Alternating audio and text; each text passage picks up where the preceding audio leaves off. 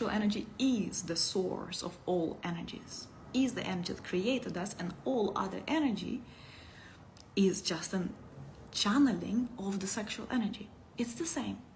It's the energy of creation. And then everything else is just a manifestation of this energy. So how good are we with the energy of expansion? How good are we with the energy of like my dreams are coming true?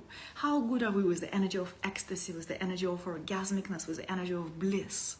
How good are we with it depends on how well we are trained with letting the energy flow through our whole body, like how we can allow this energy to flow through us and not even make it personal. And then eventually through this training of not shutting off the energetic flow, you start to realize that we exist in the web of energy, and we are one with all of energy of creation, all of it.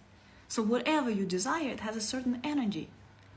You are one with it already in this web in which we are all interconnected.